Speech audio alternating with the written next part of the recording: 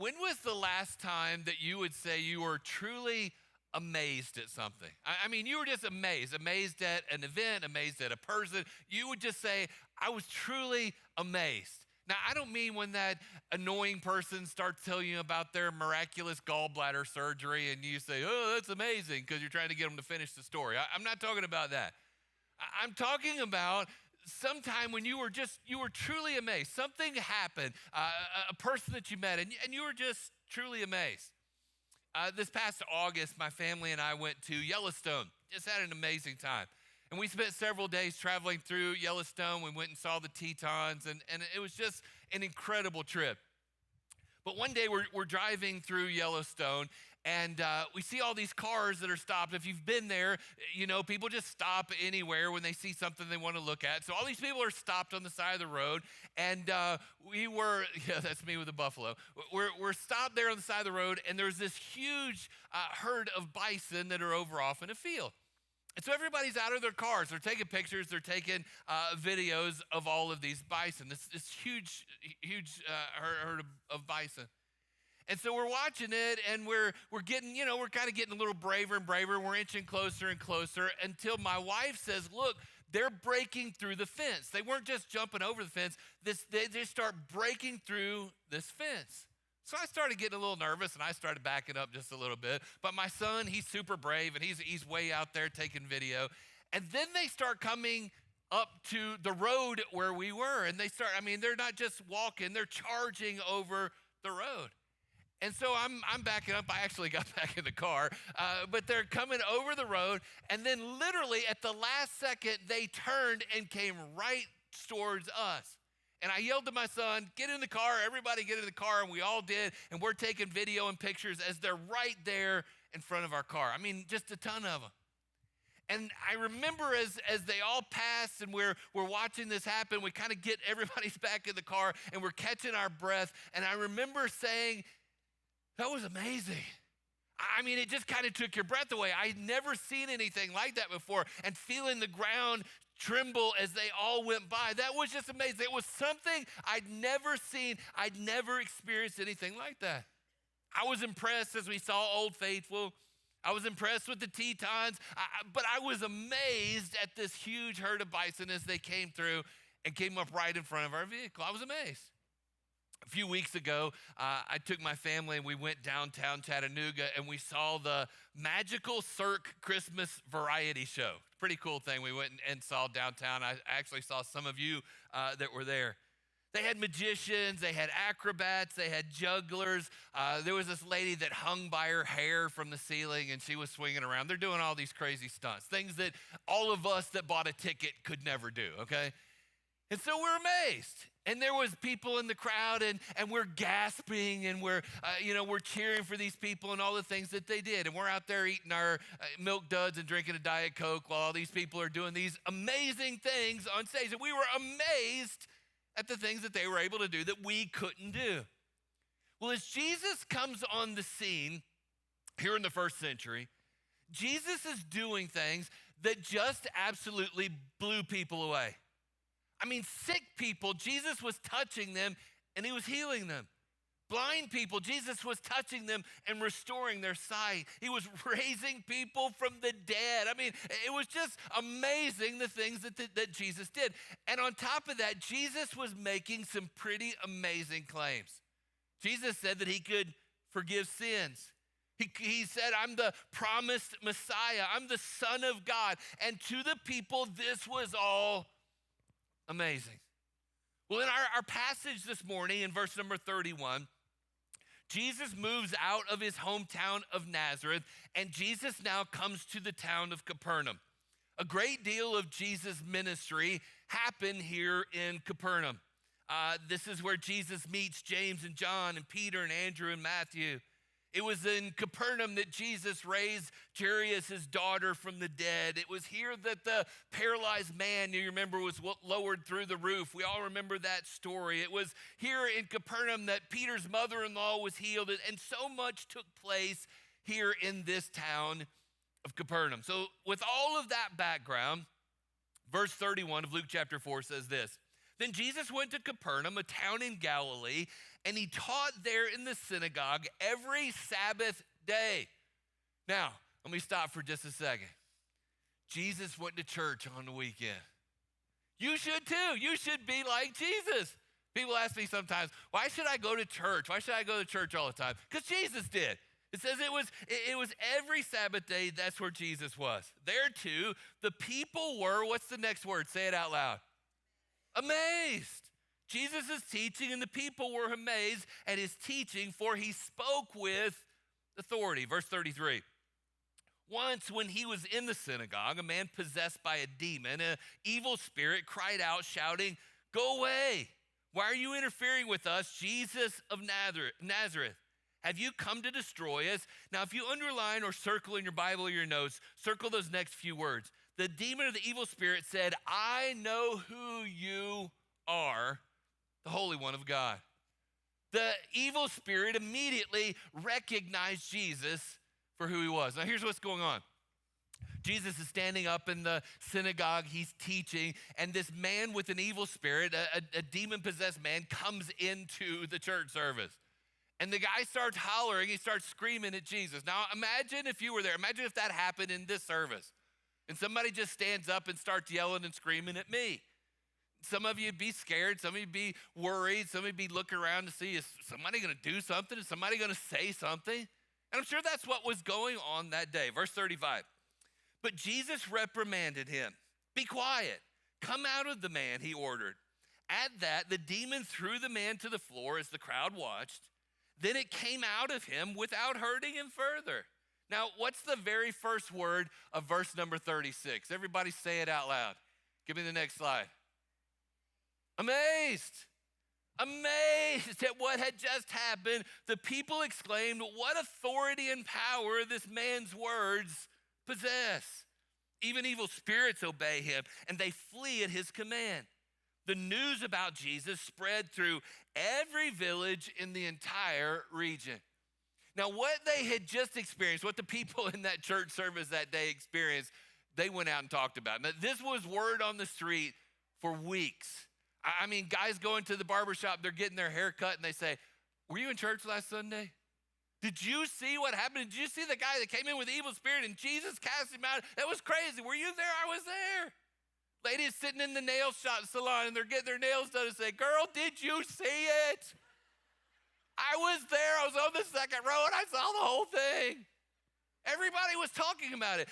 As a matter of fact, it says that it spread to every village into the entire region. Everybody was talking about what had happened in church that weekend.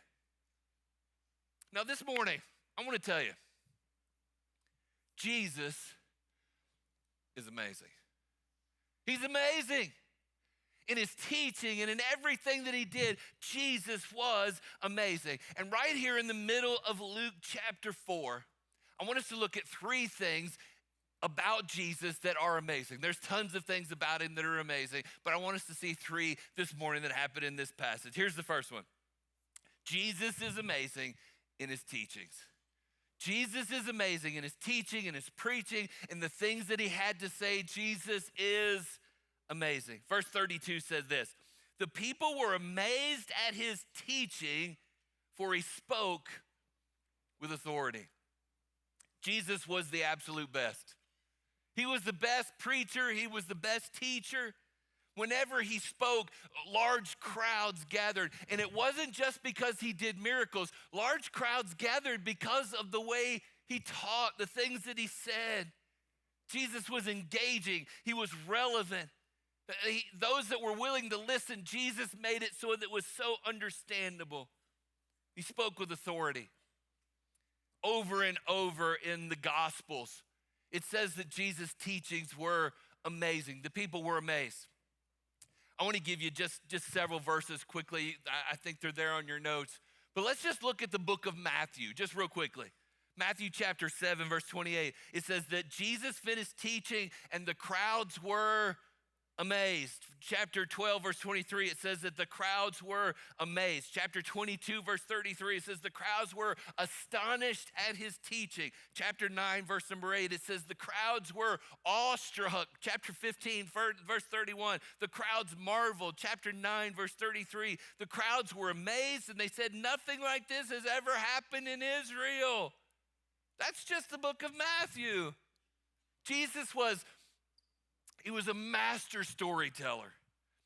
I love to listen to people tell a really good story.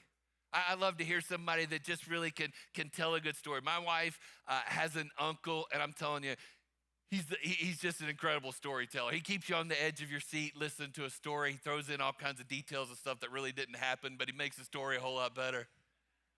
And he's a great storyteller.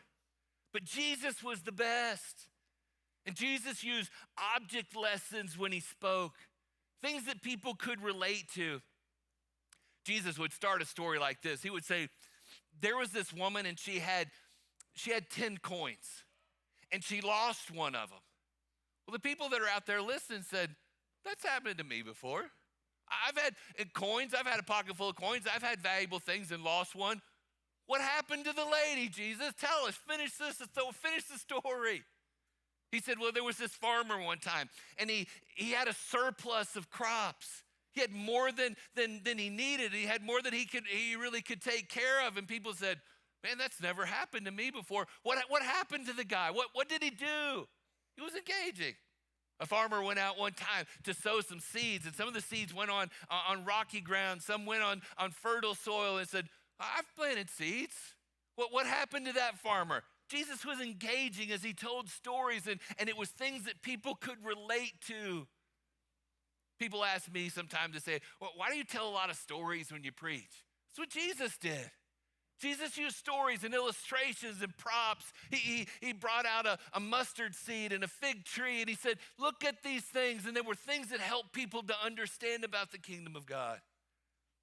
Check out Matthew chapter 13, verse 34. Listen to what it says about the way that Jesus taught. It says, Jesus always used stories and illustrations like these when speaking to the crowds.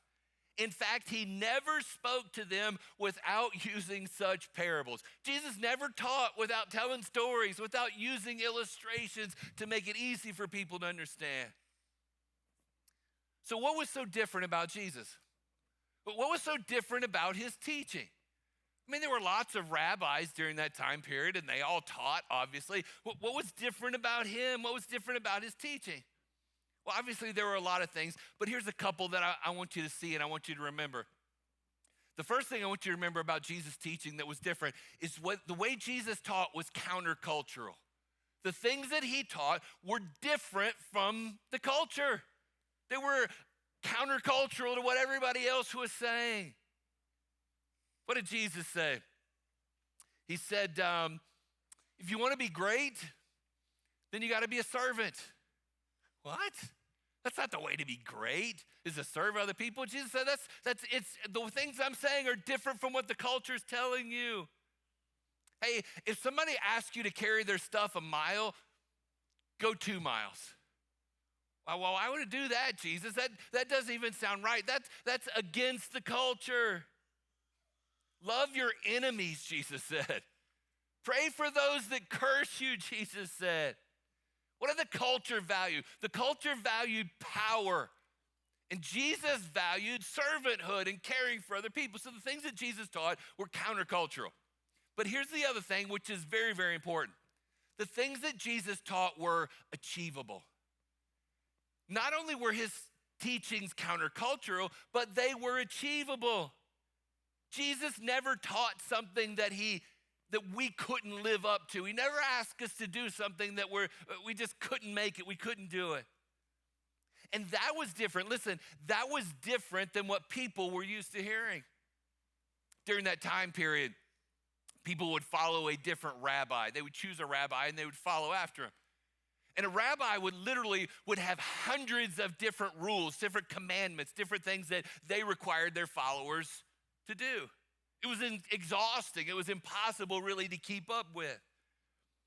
And that was why, if you'll remember the story, a teacher in religious law came up to Jesus one day and said, Jesus, what's the greatest commandment? Now, he was trying to trip him up, but also he was saying, there's all these hundreds of commandments. We can't do them all. If we had to pick the best one, which one would we do? You remember what Jesus said? He said, love God with all your heart, soul, and mind, and love other people. If I can't keep them all, if I can't do everything, worry about those two, Jesus said. Let me ask you this morning, are you amazed at Jesus' teaching? Do the thing that Jesus said, do they still amaze you? Here's a better question than that. Have you even taken the time to read them? I started on January 1 doing a read through the Bible in a year. Started in Matthew, and I've read so far Matthew, Mark, and Luke, and I'm in John right now. I'm telling you, and I've read the Bible so much, but as I've gone back through and I've just read the teachings of Jesus, I've been amazed at the things that Jesus has to say. Jesus' teachings are amazing. Here's the second thing that I want you to get this morning about how amazing Jesus is. Number two, Jesus is amazing as a deliverer. Not only is Jesus amazing as a teacher, but he's amazing as a deliverer. Look at verse 33 and 34. This is what the evil spirit had to say. He said, you've come to destroy us. I know who you are, the Holy One of God. Now, in last week's story, Jesus had been in Nazareth, his hometown. And Luke records for us in the early part of Luke chapter 4, he records for us the things that were said by the people in the crowd that day. But in Capernaum, Luke records for us the thing that the man with the evil spirit had to say that day. You see, they're here in the synagogue, and Jesus' presence here provokes this demon to cry out. And the demon says this, what have you to do with us, Jesus of Nazareth? Have you come to destroy us? He says, I know who you are, the Holy One of God. Now, here's the amazing thing, and this, as I was studying, and then even as I was just reading through the Gospels in the last few weeks, Jesus goes into his hometown. Get this, please don't miss this. Jesus goes into his hometown where everybody knows who he is.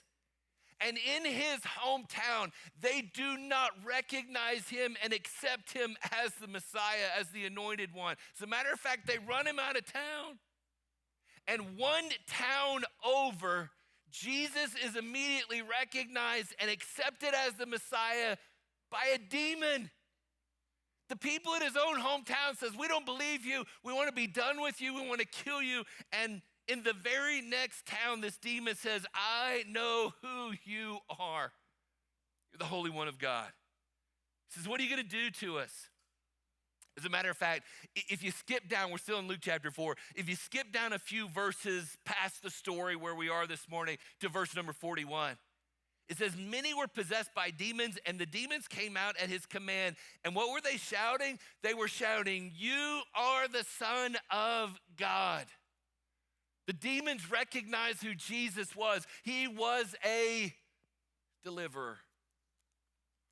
This room is full today of imperfect people, and I'm one of them at the front of the line. But we're imperfect people that have found Jesus to be a deliverer. Jesus has delivered us from the bondage of alcoholism and drug addiction and pride and anger. So many destructive behaviors have been represented across this room. Just a couple of weeks ago, in my office on 2 separate days, I had the opportunity to sit with one man and one woman on 2 separate days and share with them how Jesus could save them and how Jesus could deliver them. And both of them in my office on separate days bowed their heads and wept and invited Jesus to save them. And I saw on both of those days, those people being delivered from, the scripture says, from darkness to light. My question to you is, have you found Jesus to be a deliverer? Are you amazed at Jesus' teaching? But have you found Jesus to be a deliverer in your life? Has there been a time in your life where you've allowed him to deliver you from the kingdom of darkness to the kingdom of light? You say, yes, I'm a follower of Jesus, but maybe today you're stuck in some sin or some anxiety or some depression or anger or fear. Can I tell you that Jesus wants to deliver you today from those things? Jesus said this, he said, come to me, all of you who are weary and heavy laden, and I'll do what? I'll give you rest. I'll deliver you from those things. There's lots of things that Jesus delivers us from, and I got to hurry. But let me give you quickly three real quick here on your notes. Jesus delivers us from the curse of sin. You and I have been delivered from the curse of sin. Look at Galatians chapter 3, verse 13. It says, Christ has rescued us from the curse pronounced by the law when he hung on the cross. He took upon himself what? The curse for our wrongdoing. Because of sin, your sin, my sin, every single one of us come into the world cursed by sin. We're separated from God. We're destined for an eternity separated from him. But when Jesus hung on the cross, he took that curse that you and I owed, and he took it on himself. For your wrongdoing, for my wrongdoing, for our sin. He rescued us. He delivered us from the curse of sin. Here's another thing Jesus delivered us from. Jesus delivered us from the guilt of sin. Not only the curse of sin, but the guilt of sin. Hebrews 10 verse 22 says this, let us go right into the presence of God with sincere hearts, fully trusting him. For look at those next two words, our guilty conscience has been sprinkled with Christ's blood to make us clean, and our bodies have been washed with pure water. Listen, our enemy wants to keep us bogged down with our past. He wants to keep us in pity and shame and regret. But Jesus has delivered us, he's delivered you, and he's delivered me from the guilt of sin. Your guilty conscience, that verse says this, your guilty conscience has been sprinkled with the precious blood of Jesus. You don't have to live with regret. As a matter of fact, as a follower of Jesus, you can live in victory because you've been delivered from the guilt of sin. Here's the third thing, real quick. Jesus has delivered us from the power of sin. The curse of sin, the guilt of sin, but Jesus has delivered us from the power of sin. Look at Romans chapter 6, verse 6 and 7. We know that our old sinful selves were crucified with Christ so that sin may lose its, what's that next word? Power. Sin loses power in our lives. We're no longer slaves to sin, for we are died with Christ. We are set free from the power of sin. People say to me all the time, man, I'm so stuck in this sin. There's nothing I can do. I just try so hard, and sin's got this grip on me, this particular thing, and I just can't do anything about it. Hear me this morning. If you're a follower of Jesus and the Holy Spirit lives inside of you, what Jesus did for you on the cross, it caused sin to lose its power over you. You've been set free from the power of sin. Am I still tempted? Absolutely. Is it difficult sometimes to say no to that temptation? Yes. Is it beyond my power to overcome it? Yes, but I'm not doing it in my power. I'm doing it in the power of Jesus Christ and what he did for me on the cross. And he conquered, he overcame the power of sin. Here's the third thing amazing about Jesus. Jesus is amazing in his authority and power. Jesus is amazing in his authority and power. Verse 36 says this, what authority and power this man's words possess. We all know what it's like to hear someone speak that has authority. Maybe authority in their voice, maybe authority in their position that they hold. We also all know what it's like to hear someone speak that does not have authority. I went to Taco Bell a while back. And don't judge. I told you that I like McDonald's a long time ago, okay? But I went to Taco Bell. And it's later on in the afternoon, and there's about, 1,000 people in line wrapped around the building. So against my better judgment, I get into the drive-through line and I order. And they've got all this time from the time I ordered till the time I get up to the window to fix my food, okay? So I don't know what they were doing between all of that time. But I get up to the window, and this 15-year-old girl with braces and purple hair says to me, "Could you please pull forward while we make your food?" I said, "Make my food? What have you been doing in there while I've been sitting in line?" And it gets, I'm trying to be transparent with you. This was not a pastorally good moment for me, okay? I didn't tell her what I do for a living that day. She says, "Can you pull forward while we make your food?" And I said, "Actually, I can't. I want my gordita and my burrito and my 2 tacos. Please make them for me and give them to me through the window." She didn't have any authority in my life. And I didn't listen to what she had to say. And I hope she's not here today. Years ago, a friend of mine asked me that he was going through, or she was going through, a custody battle with one of her children. She said, "Would you come to court and act as a character witness for me?" And I said, "Man, I'd be more than happy to." So I put on a suit and a tie, and I go up and I show up at the courthouse. And I sat in a room outside the courtroom all day long. And I never got called into the courtroom. And I've been sitting there all day. And it was beginning to be obvious towards the end of the day I wasn't going to get called into the court. And so there was a police officer there outside the courtroom. And I said, "Would you do this during the next break? Would you go in and ask the judge if I could go? Because it's obvious I'm not going to get called in." He said, "Sure." So he goes in there, and he comes out a few minutes later, and he said, "The judge said, no, you can't go. You have to stay here." And you know what I did? I stayed there. You know why? Because he had authority. And I did what he asked me to do, different than what the Taco Bell girl did. I did what he asked me to do.